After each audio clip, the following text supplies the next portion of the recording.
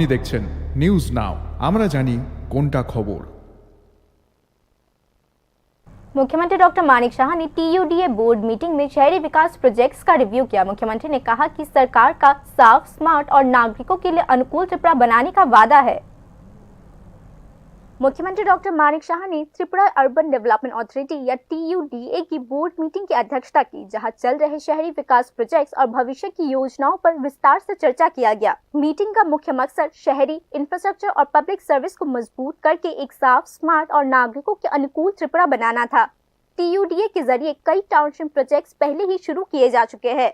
29 अगस्त को शुरू हुए एक प्रोजेक्ट में शुरू होने से पहले ही 48 फ्लैट पूरी तरीके से बुक हो चुके हैं, जो इस प्रोजेक्ट के लिए अगरतला के नागरिकों के उत्साह और मांग को साबित करती है। मुख्यमंत्री डॉक्टर मानिक शाह ने आज इस प्रोजेक्ट का रिव्यू भी किया। Bhagat Singh youth housing area में करीब 96 करोड़ रुपए की लागत से 72 फ्लैट बनाने का काम आखिरी स्टेज में पहुंच चुका है और इसे सस्ती कीमतों पर बेचा जाएगा। मुख्यमंत्री ने फ्लैट खरीदारों को समय पर पहुंचाने पर जोर दिया है।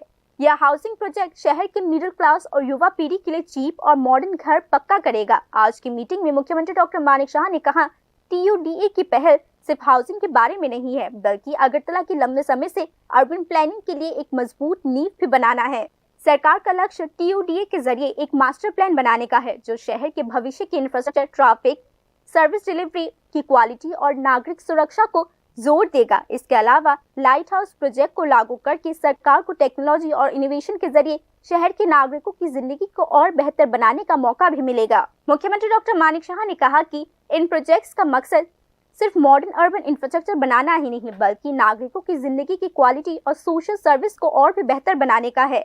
आज की मीटिंग में मुख्यमंत्री ने कहा कि मॉडर्न फ्लैट्स और सस्ते दामों पर प्लान किए गए शहरों का डेवलपमेंट अर्बनाइजेशन के एक जरूरी कदम है और इसका लंबे समय से अगरतला के आर्थिक और सामाजिक विकास पर असर पड़ेगा। Bureau report, news now.